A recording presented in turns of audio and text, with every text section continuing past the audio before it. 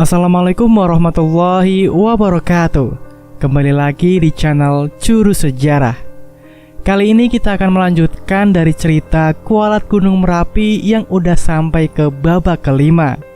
Buat kalian yang belum nonton di part-part sebelumnya, silakan kalian tonton terlebih dahulu agar kalian bisa memahami alur ceritanya.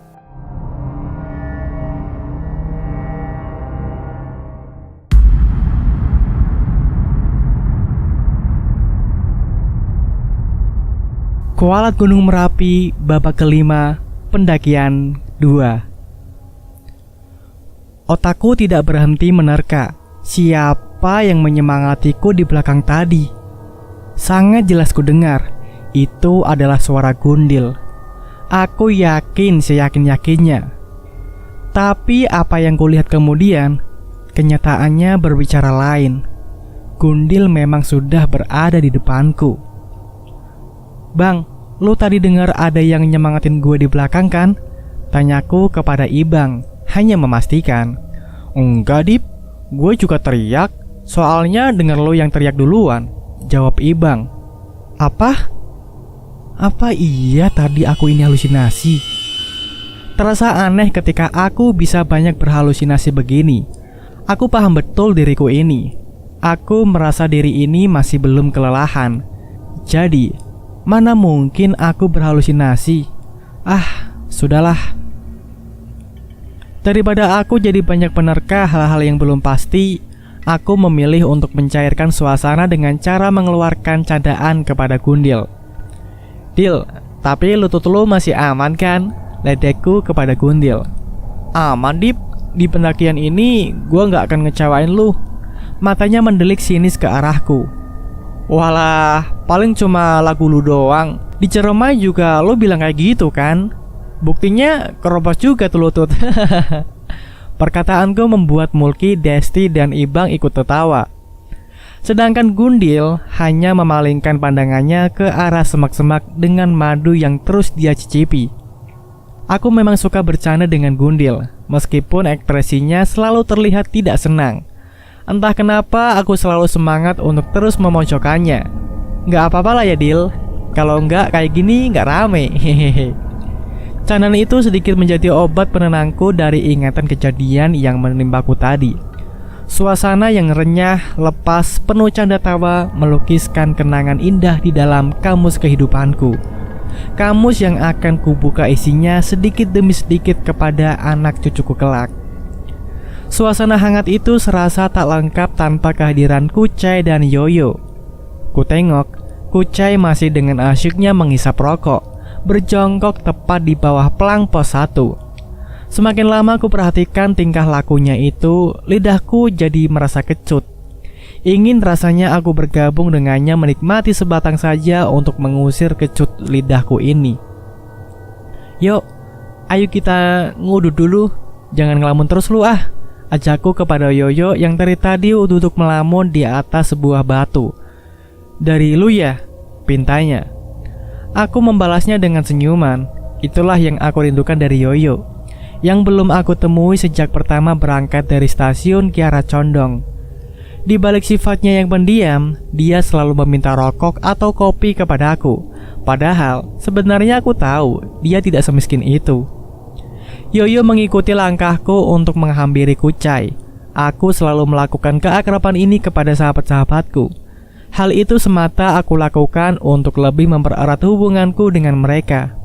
Aku tidak ingin jika di kemudian hari aku atau sahabat-sahabatku saling melupakan satu sama lain. 2 batang dari sebuah bungkus yang ada di celanaku, aku tarik dengan perlahan. 1 untukku dan 1 lainnya kuberikan kepada Yoyo. Segera kunyalakan untuk menghilangkan kecutnya lidah ini dan mengusir sedikit hawa dingin yang menghinggapi tubuhku.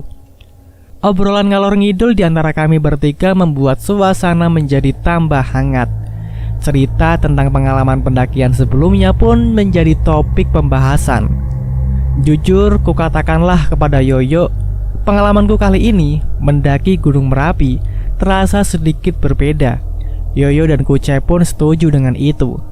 Kalau gua pertama ngerasa aneh itu pas di Prambanan, Dip.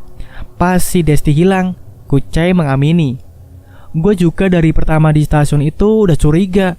Kenapa dia diajak sholat kok cuma diem aja? Yoyo membuka suara. Makanya pas di rumah abangnya si Gundil, gue beraniin diri buat nanya langsung, gak pakai basa-basi. Lanjutnya, sepertinya kecemasan itu masih menghuni sanubari mereka. Tak bisa dipungkiri, Kucai yang terlihat cuek luar biasa pun ternyata menyimpan kecemasan itu. Oh ya, Mbok Ira itu sebenarnya siapa sih, Yuk? Kok lu bisa akrab banget sama dia? Tanya aku. Aku dan Kucai menatap penasaran ke wajah Yoyo. Jujur, aku masih penasaran dengan sosok Mbok Ira. Siapa sebenarnya dia dan apa yang disembunyikannya? Bukan jawaban yang kudapat, suasana malah hening seketika. Yoyo hanya menghela nafas panjang seraya mematikan bara api rokoknya ke tanah. Ngopi yuk ah, jawabnya tidak memuaskan. Yoyo sedikit melemparkan senyum ke arahku dan Kucai sambil beranjak melangkahkan kakinya menuju pendopo. Kenapa sih dia? Tanya Kucai. Udah, biarin aja, jawabku. Jawabannya hanya Yoyo yang tahu. Kalau sudah begitu, mau ditanya secara paksa pun Yoyo tetap tidak akan menjawab. Kali ini, aku tidak akan memaksanya. Aku sudah tahu perangainya. Biarkan ia dengan pendiriannya begitu. Toh, semua akan terjawab pada waktunya. Aku dan Kucai mengikuti Yoyo dari belakang. Hawa dingin yang semula menyentuh halus kulitku, kini menjadi sedikit tidak terasa. Bang, kita ngopi dulu, keluarin perbekalan, seruku kepada Ibang. Tanpa jeda, Ibang langsung mengeluarkan perbekalan yang ia simpan di karirnya. Kopi dan cemilan siap menemani istirahat kami di tempat itu. Kalau sudah di jalur pendakian, kami tidak mau terburu-buru ingin sampai puncak. Kami ingin menikmati prosesnya, bukan hasilnya. Karena kalau dilihat dari informasi yang kudapat di pos bayangan, untuk sampai ke Pasar Bubrah tidak membutuhkan waktu yang lama. Tidak seperti pengalamanku mendaki Gunung Ceremai yang membutuhkan waktu sedikitnya 11 jam untuk sampai di Gua Walet. Nesting dan kompor portabel sudah siap untuk dipakai memasak air. Masing-masing dari kami mengambil gelas plastik sebagai tempat penampungan kopi yang ingin kami seduh. Lain dengan Desti, dia tidak suka kopi. Dia hanya memakan makanan ringan yang dibawanya. Gua tidur dulu, ntar jam 2 bangunin gua ya, Dip, ujar Yoyo yang sudah menghabiskan 1 gelas kopi. Aku mengiyakan permintaannya itu. Selelapnya Yoyo tertidur, beberapa dari kami masih asyik dengan camilan dan kopinya. Logistik bertahap Ibang rapihkan ke dalam karirnya.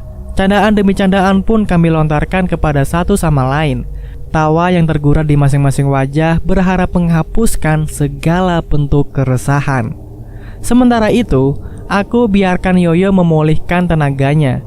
Karena butuh tenaga yang ekstra bagi seorang leader untuk memimpin pendakian. Sayang, aku ganti sekarang ya. Suara Desti terdengar risih. Mulki mengarahkan pandangannya ke segala arah seakan ingin memastikan tempat yang dirasa tepat untuk mengganti pembalut.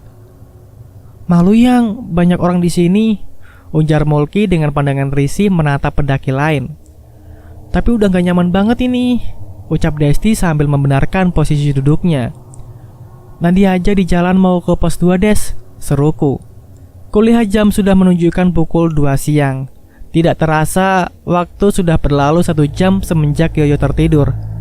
Sesuai permintaannya, aku membangunkan Yoyo untuk melanjutkan pendakian.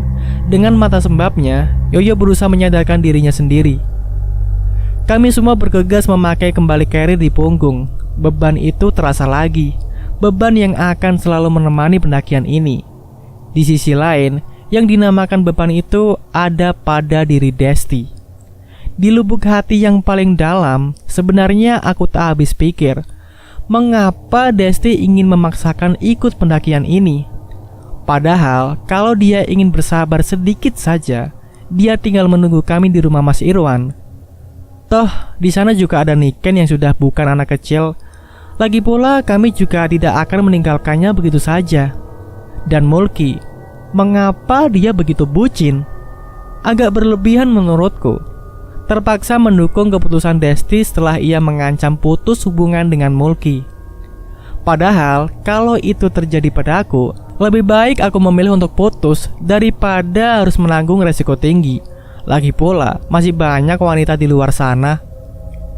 Bahkan dari Lempuyangan sampai base camp New Selo pun, entah berapa ratus wanita muda dan cantik yang sudah kami temui. Mengapa Mulki bisa sebegitunya? Padahal ini semua demi kebaikan Desti juga. Keegoisan yang ada pada diri Desti terpaksa harus membuat kami selalu siaga. Gerak-geriknya harus selalu diperhatikan. Tindakannya harus kami jaga. Sepertinya sudah pantas bagi kami menyandang titel seorang intel yang baik, bukan begitu? Atas persetujuan Yoyo, aku memerintahkan semua rombongan untuk berbaris merapat berjarak kisaran 1 meter. Lagi-lagi, itu semua aku lakukan untuk kebaikan Desti. Dalam kondisi penuh darah di daerah kewanitaannya, para lelembut gunung akan otomatis terundang mendekat. Aku tidak mau jika barisan direnggangkan. Para lelembut di Gunung Merapi bisa dengan bebasnya menggerayangi Desti. Gunung adalah salah satu tempat yang jarang dijamah manusia, dan gunung pun menjadi habitat tetap berbagai lembut. Aku percaya kita hidup berdampingan dan dapat berinteraksi satu sama lain dengan caranya masing-masing. Jalur dari pos 1 menuju pos 2 berubah lebih sadis. Bukan lagi tanah sebagai pijakan. Kini jalur berubah menjadi bebatuan. Kemiringannya pun dapat dikatakan hampir mendekati 90 derajat. Aku sangat puas dengan apa yang aku lihat ini. Selain melatih otot-otot kakiku, jalur seperti ini juga melatih intuisi dan kesabaran. Hingga tak terasa, jarak masing-masing di antara kami sedikit merenggang. Tak apalah, yang penting semuanya masih terlihat olehku. Di tengah pendakian yang sangat menguras banyak tenaga itu, aku dikagetkan dengan seorang pendaki yang menyusul dan mengiringi langkahku. Kok jalannya cepet banget? Dia tidak membawa carrier. Dia hanya memakai topi hitam, jaket berwarna coklat, celana jeans hitam, dan dengan wajah yang sedikit pucat. Aku merasa pernah melihatnya, tapi entah di mana. Wajahnya begitu familiar bagiku. "Kenapa mas? Buru-buru banget?" tanyaku. Pendaki itu tidak menjawabku. Dia tetap berjalan tepat di sampingku. Kulihat matanya terus fokus ke jalur pendakian. "Mas sehat? Kalau lagi sakit, mending putar balik aja." "Saya khawatir mas kenapa-napa," ucapku. "Carrier saya masih di atas mas," pendaki itu menjawabku dengan ekspresi dingin. Lantas, dia menepuk bahuku kemudian berjalan cepat menyalip teman-temanku yang lain. Mungkin pendaki itu sedang ada urusan sehingga dia harus ke bawah lalu kembali ke atas untuk melanjutkan pendakiannya. Tak lama berselang dari hilangnya pendaki itu dari pandanganku, kabut mulai turun. Perlahan tapi pasti. Kabut itu semakin menebal, sehingga membuat oksigen yang kuhirup sedikit bercampur dengan air. Hal demikian membuatku harus menepi untuk mengatur nafas agar tidak sesak. Langkahku tidak beraturan. Banyak momen di mana aku harus berhenti dan mengatur nafasku lagi. Akibat kabut yang semakin menebal, pandanganku menjadi terbatas. Aku tidak bisa melihat Ibang yang semula berada beberapa meter di depanku. Lama dalam kondisi seperti itu membuatku sangat kelelahan. "Guys, break dulu, kabut tebel banget nih," teriakku tidak dijawab oleh siapapun. Aku terus berteriak memanggil satu persatu nama temanku. Namun, tetap tidak ada sahutan dari siapapun. Aku kembali berhenti agak lama untuk mengatur nafasku. Berharap itu menjadi cadangan energi bagiku untuk mempercepat langkahku sampai kembali ke barisan, karena sepertinya aku sudah tertinggal jauh. Ku atur nafasku di tepian jalur. Sayup-sayup ku dengar suara langkah kaki dari arah bawah. Tetapi setelah lama ku tunggu, tidak ada pendaki yang menyusulku. Aku masih bisa berpikir positif, menyangka kalau tadi hanyalah suara daun yang bergesekan dengan batu. Setelah dirasa cukup untuk menyiapkan tenaga, bergegas kulebarkan langkah kaki untuk mempercepat menemui teman-temanku. Aku bersyukur karena beberapa langkah lebar yang kulakukan, kabut mulai menipis. Dari kejauhan dapat kulihat Ibang dan yang lainnya sedang duduk membentuk barisan menghadap ke bawah di tepian jalur. Aku senang bertemu lagi dengan mereka. Namun aku tidak melihat Desti dan Mulki di sana. Si Desti lagi ganti, tanyaku kepada Ibang. Ibang hanya menjawabnya dengan mengangguk dan dada yang kembang-kembis dengan cepat. Kemudian aku istirahatkan tubuhku, duduk di atas bebatuan yang ada. Carrier tidak ku lepas, ia menjadi sandaran empuk bagiku. 10 menit sudah aku menunggu Mulki dan Desti. Mereka tak kunjung menghampiri kami. Hingga tak terasa, angin sepoi-sepoi yang menyapa wajahku membuatku terlelap begitu saja. Aku ingat betul, di dalam tidurku itu, aku bermimpi hal yang membuatku menyangka bahwa itu adalah kenyataan. Di dalam mimpi itu, aku berada tepat di mana aku terlelap, duduk bersandarkan carrier di sebuah pado besar. Namun, ada yang aneh dari sebelumnya. Tepat di depanku, aku melihat ramai sekali makhluk aneh sedang berdiri menatap ke arah rombongan kami.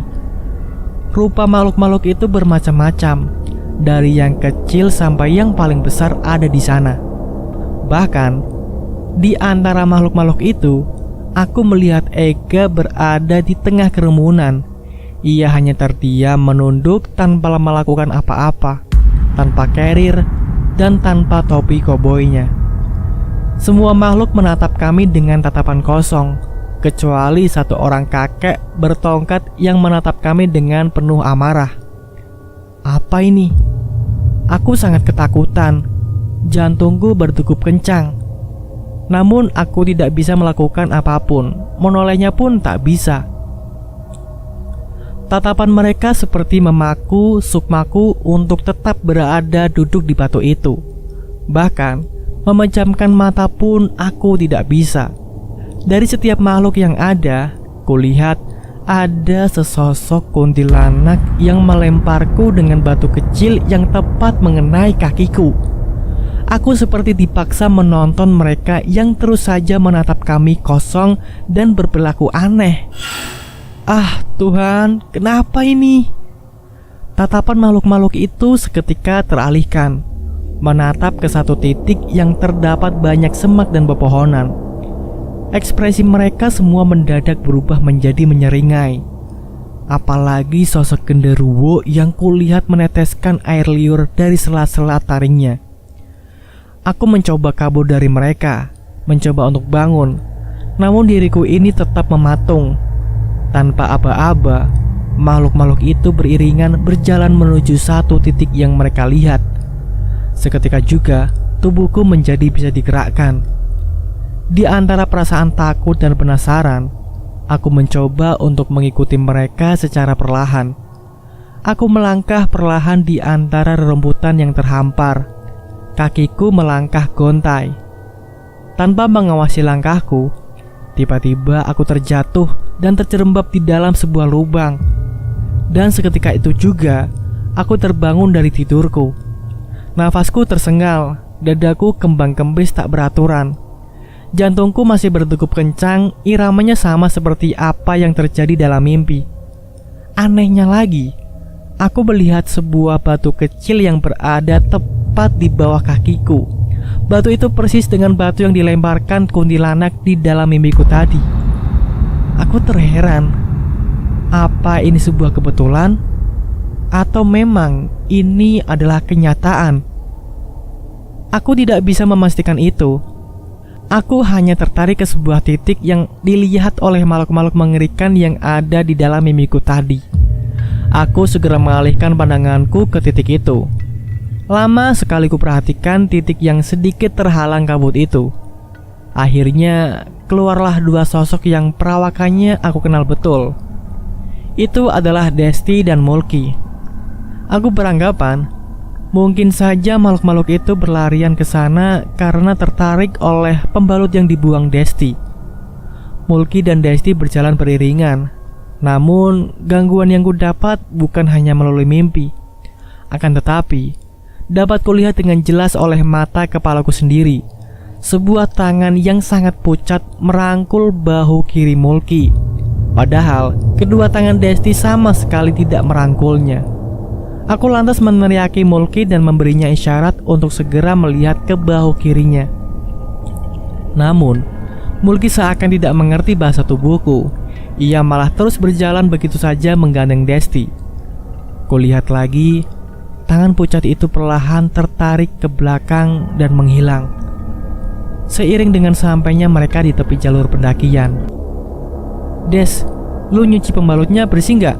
Tanyaku khawatir apa yang ada di dalam mimpiku itu benar-benar terjadi. Desti tertunduk dan berusaha menjawab. "Itu tadi... ya bersihlah." Mulki menyela dengan jawaban yang tergesa-gesa. Aku kira dia memang kelelahan, sehingga membuatnya terburu-buru seperti itu. Aku berteriak kepada Yoyo agar kembali melanjutkan perjalanan. Yoyo mengangguk dan berbalik mencondongkan badannya ke depan, bersiap mengambil langkah. Semuanya telah siap. Pendakian pun dilanjutkan. Kabut belum juga menghilang, namun tipis, membuatku tidak terlalu banyak menghisap air dalam nafas. Ku jejaki batu-batu yang menjulang itu. Otot-otot kakiku saling bersahutan mendukung langkah pasti yang kulakukan. Suasana Merapi kala itu seperti sedang dirundung kesedihan, berwajah muram. Gunung Merbabu yang katanya dapat dilihat dari jalur pendakian itu pun ditutupi oleh kabut yang menyelimuti. Aku hanya bisa berprasangka baik terhadap Merapi. Mungkin ia menyimpan keindahannya setelah kami berada di puncak. Semoga saja. Tak terasa, barisan kembali merenggang. Kulihat kali ini teman-temanku semakin semangat untuk mendaki. Ibang sampai mengeluarkan jurus monyetnya untuk melangkahi bebatuan yang ada. Tak terkira semangat yang mereka punya, mereka sepertinya ingin segera sampai di pos 2. Aku pun berusaha mengimbangi kecepatan teman-temanku. Namun, karena nafasku ini adalah nafas gudang garam, aku jadi cepat sekali merasa kelelahan. Tapi entah mengapa meskipun teman-temanku itu perokok, mereka mempunyai ketahanan tubuh yang luar biasa. Hingga akhirnya, kabut mulai menebal kembali. Aku tidak ingin cepat panik. Perlahan aku telusuri jalur pendakian itu supaya tidak tersesat. Aku memang pertama kali ke Merapi. Akan tetapi, jika keadaannya seperti ini, mau tidak mau aku harus menguatkan instingku dan pantang untuk cengeng.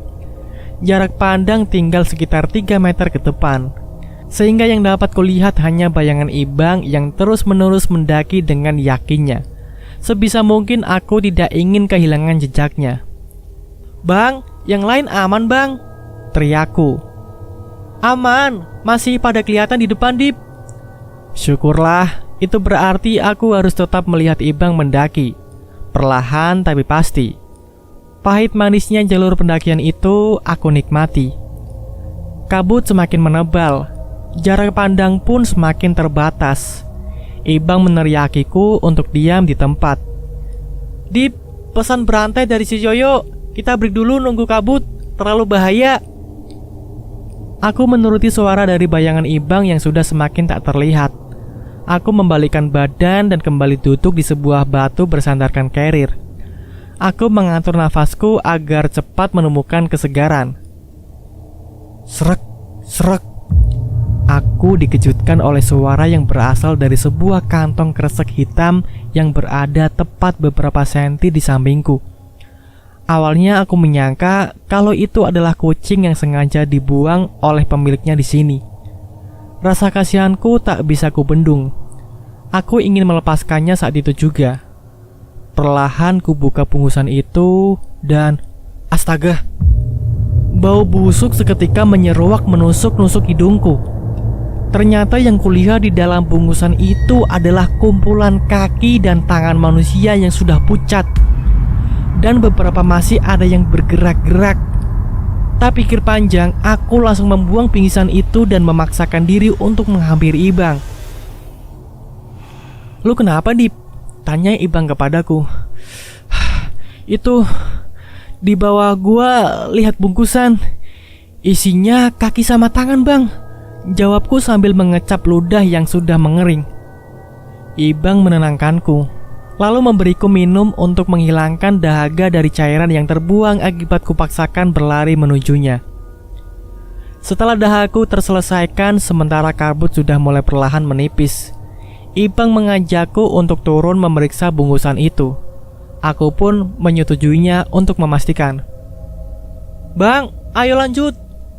teriak Ucai yang berada di atas kami berdua, sehingga aku dan Ibang tidak bisa memeriksa bungkusan tadi. Aku masih terkejut.